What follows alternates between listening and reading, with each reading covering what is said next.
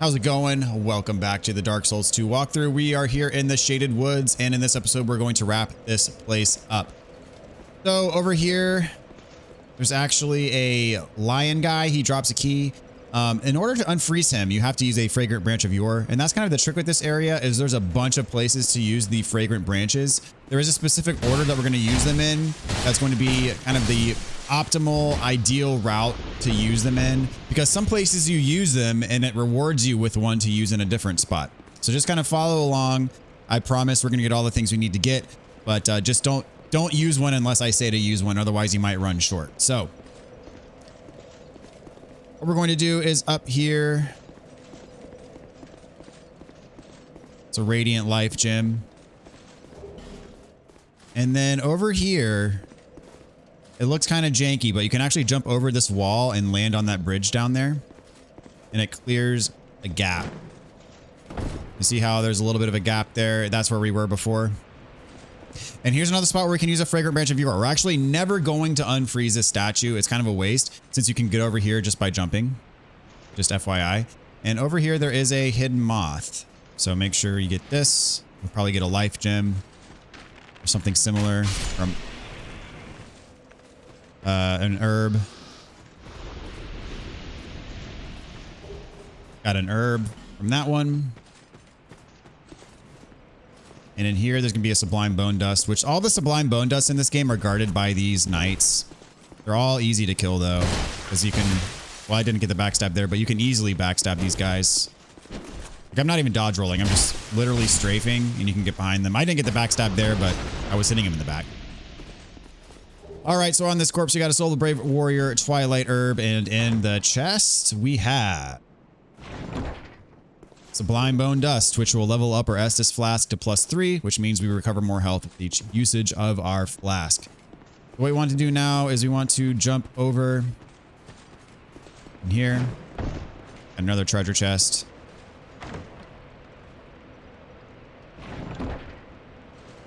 Got the Black Knight Halberd.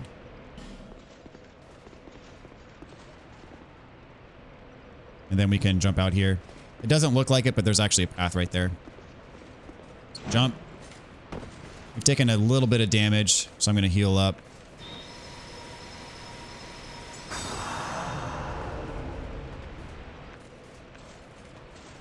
And this is the first of many curse pots. You see you go near it and it starts to curse you. Well, to get rid of that, just roll through it. I think there were curse pots in a cave we went through earlier in the Huntsman's Copse. All right, so get that. And then we circle around here. This is one I said that gives you a key, but we're going to unfreeze it later. Don't unfreeze it yet. Technically, if you unfreeze it now, every time you go back to this bonfire, it'll run up and start attacking you. So this is probably going to be one of the last ones we unfreeze, just so we don't have to deal with that all the time.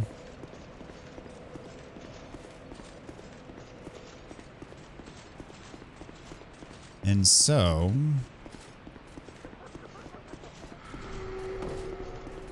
there's actually a curse pot up above that's doing that to us. So what we want to do is circle around here.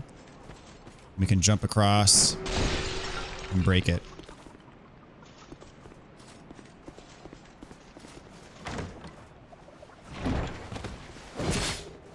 And we got Titanite Chunk and Petrified Dragon Bone, which we can use to level up our bow. And there are some of the kind of invisible enemies here. You still can't lock onto them, but you can see them much better now that this entire area is not completely encompassed in fog. They are still annoying, though. There we go. And there is an area down here.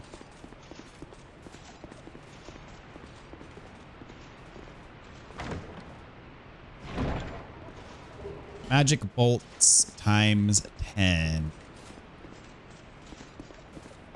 Gonna heal up again.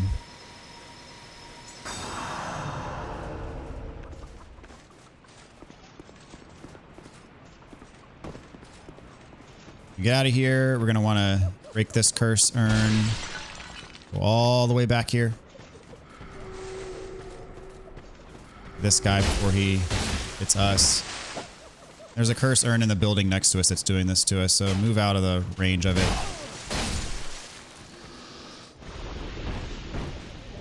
All right, flame butterfly and torches. Now we're going to go in here. And there are curse urns. Try not to get cursed. And, well, I got cursed. So I lost my humanity. It's basically as if I died. I'd have to use a human effigy to undo it. Back here behind these barrels, we have ourselves a Soul of Brave Warrior and a Pharaoh's Lockstone. All right, in this next room, there's a crystal lizard and a curse urn. Get rid of the curse urn and then run to the crystal lizard. Make sure it doesn't get away. Go. Titanite shard, Titanite chunk, and bolt stone. We've already made our weapon a bolt weapon. And you see this giant scorpion over here. He is not an enemy. He's actually a friendly NPC, so do not attack him. He gives us stuff. With the dark scythe in there. So down here, make sure there's no enemies coming after us. Okay. You'll notice he does not talk. So this is why earlier we picked up the Ring of Whispers from the shop in Majula, because now he'll talk to us. Human, are we? This is no place for you. Are you not afraid of me? Humans rarely come here. Those who do turn back when they see me. But you... We once had a master, but he was born with a fatal flaw. He resented those who had what he lacked and became fully marked. Eventually, it was at the peak of this madness that he Our master was a tragically... Eventually, his solitude... In the end, what it was that he... Nobody knows when we were born or where our master is. The only ones who even speak a human tongue are myself and my...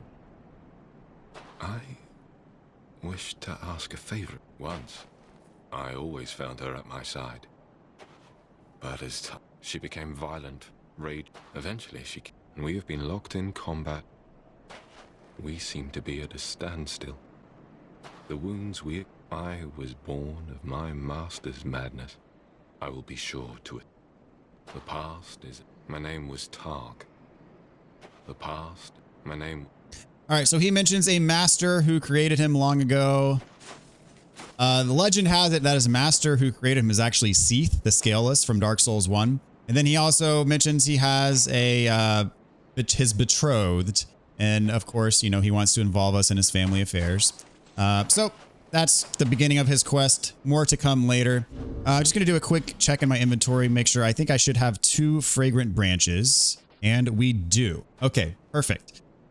So there's actually a fragrant branch opportunity down there. We're not going to do that quite yet. We're going to go up and out of here first. We're going to come back down here for later, because you want to make sure that we, as I said before, that we use these in the correct order so that we can get everything that we want. All right, so we're going to go back up and out here. See, there is a curse urn over here. We're going to roll through it. And here is a guy we can use a fragrant branch on. He is blocking a treasure chest. So we're going to go on and use the fragrant branch on him. And he will come alive. These guys are actually pretty easy to fight. You can generally roll behind them and get a backstab pretty easily. So I prefer to fight them. So roll and then backstab. Then one more hit for the road. And that's how you handle these guys. So in his treasure chest, we got repair, human effigy, and bleeding serum.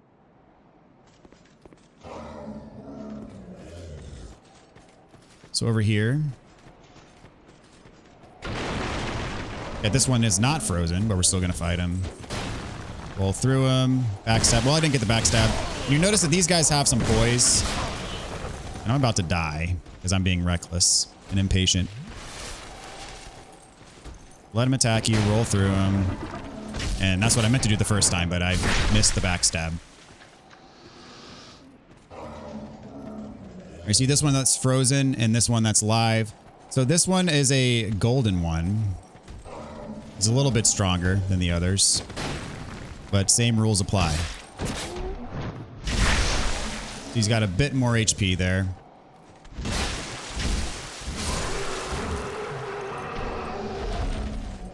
And here's another frozen one. We are not going to unfreeze him yet. We're actually going to come back here later in the game and unfreeze him. He drops a mask that we don't need, but we will come back here and get it later when we have more fragrant branches. All right. Now that we've taken care of all the ones that are live, we're going to go up here. Another Pharaoh's Lockstone, Soul of a Brave Warrior. All right. Good stuff. So we come out here. It's like this one dropped something. Lion Great Axe. Okay, over here is a curse pot. If you run over to roll through it, the floor is actually going to break. So I'm going to use, we have the, well, we don't have the iron arrows equipped. There we go. And put the iron arrows on because iron arrows can break these things. There we go. As you run over here, the floor is going to collapse and we're not ready for that to happen yet, but we do want to get the item back here. So just kind of hug the wall. See how the floor collapsed? You'd fall through there if you try to roll through that that curse urn too early. Got a guy up there. I'm going to go on and take care of him so he doesn't sneak up on us later. Go. Another one over here. I don't want these guys sneaking up on me. They're enough of a pain as it is. All right. So now I'll roll through this curse urn just cause. We need to heal up, so I'm going to do that as well.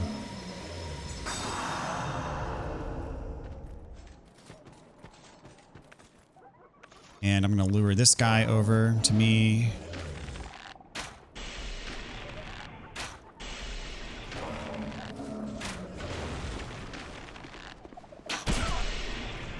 Okay.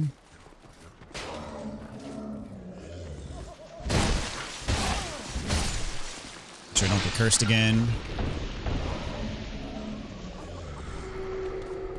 There's another curse urn somewhere that's doing that to me. Yeah, there's a basilisk over here as well. Also can curse you. We are going to use a fragrant branch on this guy. There's someone. I heard footsteps. Okay, use a fragrant branch here. Back away so you don't get cursed.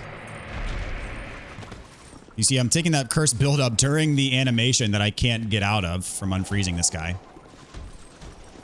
Wait for his attack, roll through, and get that sweet backstab.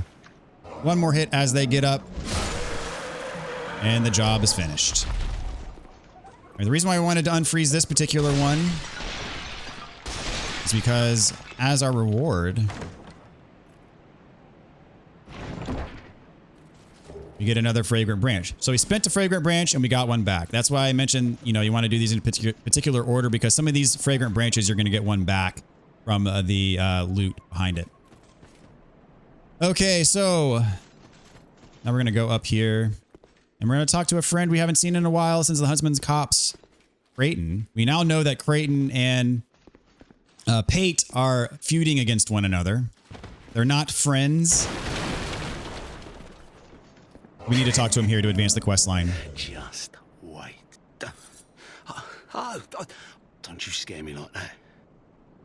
That bastard with the ring lives in Brightstone Cove, Dan. I'm gonna find him and settle the score. For the good of the world and for my own honor. I won't let that bastard live. For the good. Okay, exhaust his dialogue. We're good. All right. Pick up the loot, and then we can drop back down. And then back here, there's another hole that is kind of a trap that you can drop down in.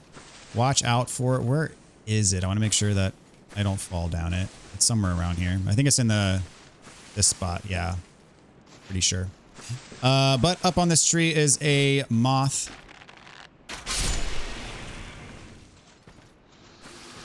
Take care of that. Get the life gem or herb or whatever it is that it drops.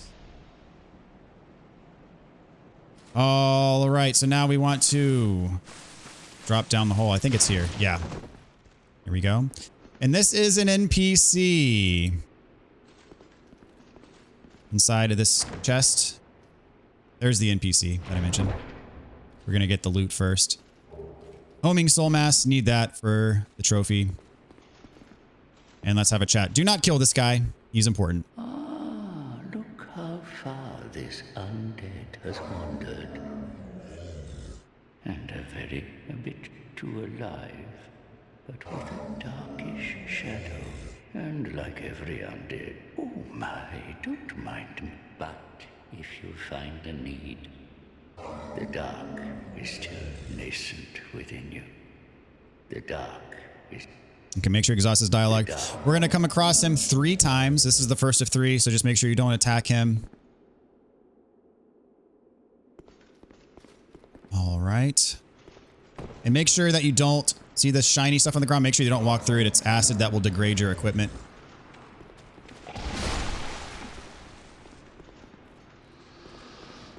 Just kind of stay around the edge.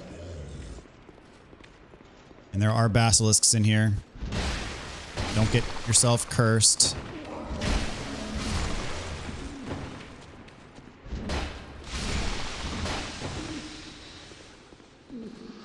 Right? And here we got ourselves a twinkling titanite. And this door is locked. We're about to go get the key. So the way that you go to get the key is you want to go back to the front of this cave. And there's a drop-off conveniently right next to the lion that gives us the key. And now we're going to unlock it because we made it further. And we got the other chests that had the fragrant branches in them.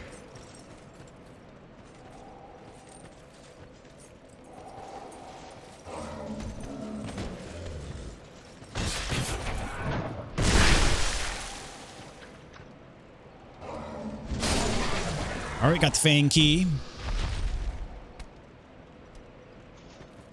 And now, remember that urn that was on top of a trap that I said not to trigger? Well, now we're going to trigger that.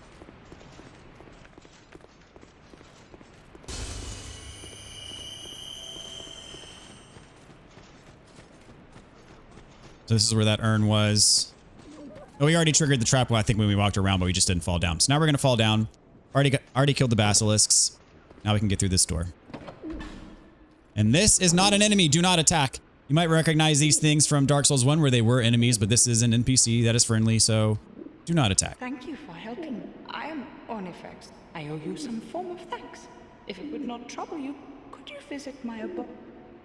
Thank you. I believe that I can be of... Thank you.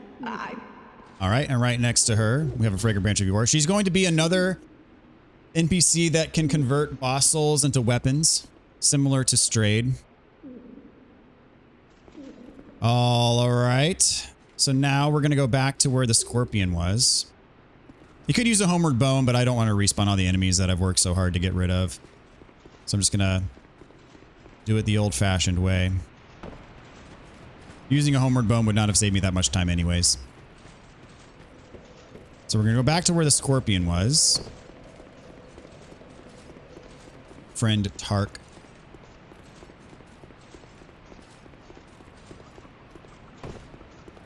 And we're going to use one fragrant branch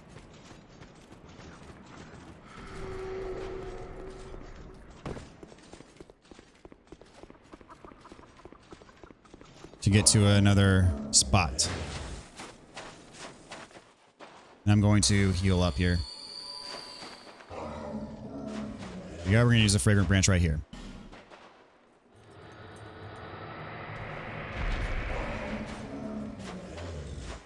I'm going to bring him out here to fight. I could probably fight him here. A little bit of a narrow hallway, but same rules apply. Roll behind, get the backstab.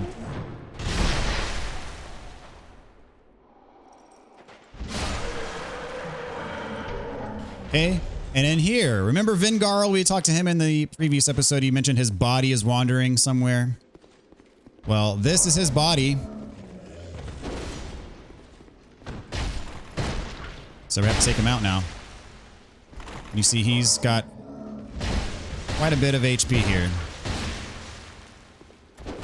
So do mind your spacing. Watch out for those combos. He is backstabbable. That's what we're going to do. Should have him here. All right, so when you get him, he drops his armor. His armor is very good. We're actually probably going to be using it for most of the rest of the playthrough. We get a torch. And I think that's it. So this is the one I told you not to unfreeze, like at the very beginning. Remember when we jumped across that bridge? Do not unfreeze this one. It is a waste. We've already got the items over there. It is a complete waste to unfreeze that one. And there's nothing else. Yeah, there's no hidden moth. Okay.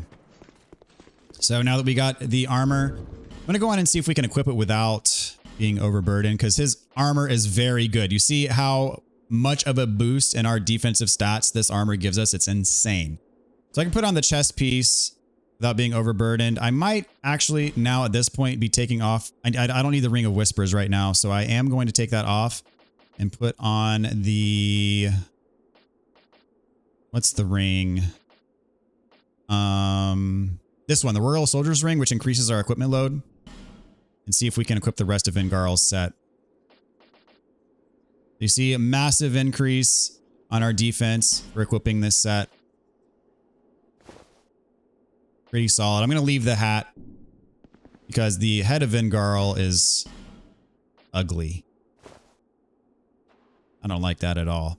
So we're going to keep our hat. There we go. And our defense is increased substantially. And we are still under 70% equip load, which is the important part. Just quick check. Okay, we got Vingarl's, everything except for the head on. There we go. Much better defense. I'm probably going to be wearing this for basically the rest of the playthrough. And now it is time to fight the boss, to settle the score between our friend Tark and his betrothed. So the boss is back over this way. I'm going to pop a human effigy because I'm not 100% sure if it's required for his quest, but just to err on the side of caution, I am going to summon Tark for this boss fight just in case it is required for the quest. Because I know that you get certain items from him after fighting this boss. And I want to make sure that I don't miss out on anything by not summoning him. All right, so there is a moth up here.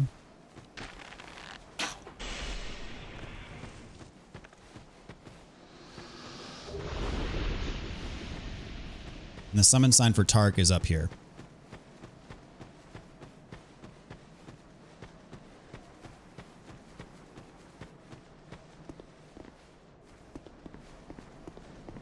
So we're going to summon him just in case it is required. I suggest you do the same because he does give you stuff later on in the game. And I'm not 100% certain if you still get them if you don't summon him. All right. So here we have a Scorpioness Najka. And this is a boss soul that we cannot consume because we need it for a spell required for a trophy. Hello there. Give her a little love tap, and there she is. We have a scorpion boss. You notice there is an item up there. The only way to get it is if she knocks it down. So and the way for her to knock it down is if she does this attack where she'll burrow under the ground, and she'll try to, you know, pop up and hurt you. That's the attack that you need for her to get this thing. It's kind of hard to do, especially because she's so focused on Tark right now. Could have used Dark Weapon, but especially with Tark in here, she's so distracted that it's really easy to kill her. Now the weapon up here is a flame butterfly. It's not anything special. If you can get it, great, but if not, it's not that huge of a deal. She can poison you. I'm gonna see if she'll burrow and do the thing. If I don't get this item, I'm not gonna be bent out of shape about it, because oh, there she goes. As I said, it is a flame butterfly. It is not something that's unique or important in any way, shape, or form. See if she pops up over here. Come on. Do it. Do it. She did it. Perfect. And I got hit in the process, but that's fine. So yeah, I've got the flame butterfly. That's how you get it. Not a super huge deal. Just for, just cuz. I'm going to put dark weapon on. And then we're going to finish her off. Oh, she's on me now.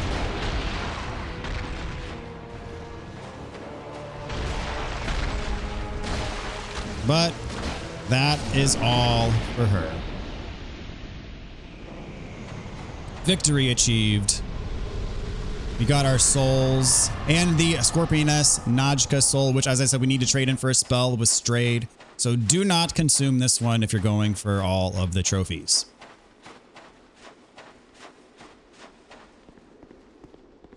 We're going to proceed to the next area.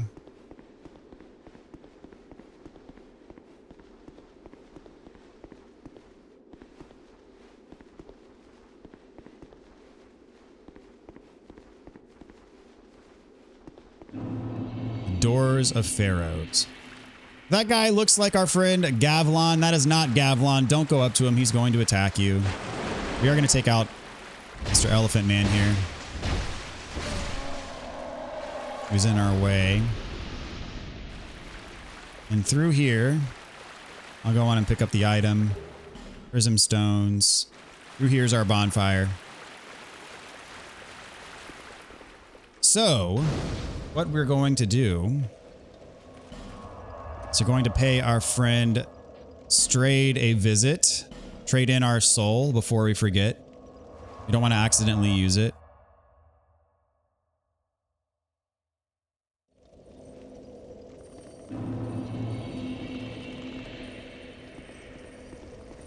Well, very prepared. So we're going to trade. We're going to trade the Scorpioness Najka soul for Soul Shower. Make sure you do this if you're going for all the trophies. You're going to need this spell for one of the trophies. Feeble, do you really? Now we're going to pay our boy McDuff a visit, because we want to make sure for upgrading weapons, we're going to want to do it at McDuff instead of the Smith in Majula, because if you spend enough souls at McDuff's shop, eventually he gives you stuff, and that's for a trophy as well. So reinforce. Still can't reinforce the hammer. We did get a twinkling, but we need 4. Should be able to reinforce our bow. And one more petrified dragon bone. We'll be able to level up our bow one more. And let's see, buy items. Is there anything we want to buy? Not really. We'll talk. See if we've done enough business with him. And even but and the power and Nope. Okay. We'll get there eventually. No rush. And now we're going to go back and talk to Tark. Let's see. We want to go to the Shaded Woods. Shaded Ruins. We're going to go back to Tark because he has a reward for us. And I think he might give this to you whether you summon him or not. I think he just gives this to you as a reward for beating the boss. I'm not 100% sure, which is why I summoned him. It is a fragrant branch of yore, which is important to us. I'll try not to get cursed here. That'll be... it's gonna happen again. Dadgummit. Okay, there we go. This is a safe spot. Well, not safe is a relative term. Safe from the curse, but not safe from the enemy here. All right, let that meter die down a bit. Roll into this one. There we go. Go down and talk to Tark. Now, the enemy that we fragrant branched over there respawns. He might come up here. I'm just making sure he's not going to bother me while I'm talking. We do have to put the Ring of Whispers back on. You've defeated my better half. This is my thanks. All right, so we got the fragrant branch, which is what we wanted. I have no, but still I pray. And we can learn his gesture. Make sure you learn the gesture. This is required for the gestures trophy. I have no gods to pray to, but still I pray. Okay, perfect. All right, I'm gonna use a homeward bone. Go back. Then we're gonna go to Majula, take care of some business, and then we'll be done with this episode.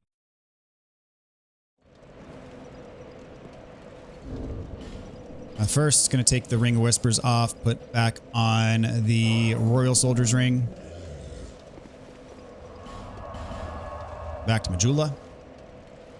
And we have some Sublime Bone Dust. We have a Fire Seed, I believe, and then we're gonna level up. So do the Fire Seed first because that actually does cost souls.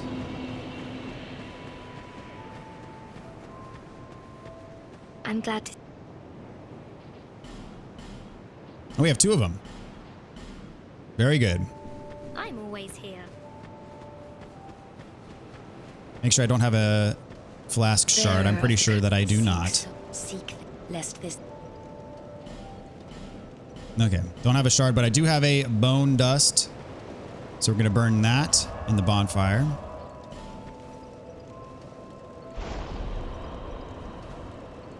Perfect. And then we're going to use the rest of the souls that we have to level up. Bearer, seek lest this...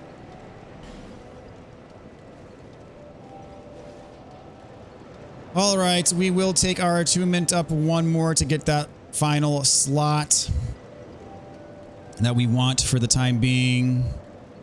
And then the rest I'm probably going to put between Vitality and Faith. So Vitality will allow us to carry more. I want to get to the point to where I can have this armor equipped without using the ring. That's kind of the goal here. I'm going to pop some souls to get another level. Actually, we still have the Smelter Demon Soul. I'm going to use that.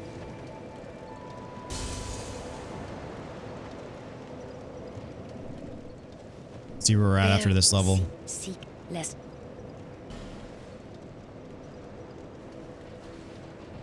All right, that goes to Faith.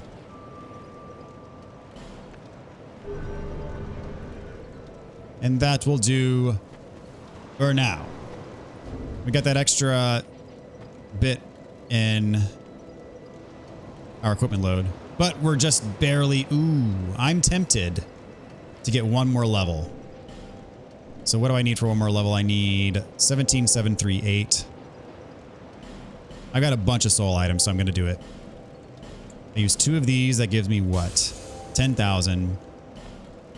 So 1 more should be enough. There we go. Bearer, lest this... So I'm going to put this one into Vitality, and that should make it to where I can have my normal roll speed. Let us see. Yes, we're rolling normally. We're at 69.1 without the ring. Perfect. So I can put my... I'll put this one back on. Ring of Blades can be good, but the effect is diminished if you have a weapon that has split damage. Oh, actually, well, this ring has weight to it, so actually, we're not going to be able to have this ring equipped and also... Well, that kind of defeats the whole purpose then, sadly. What can we equip and still be loaded properly?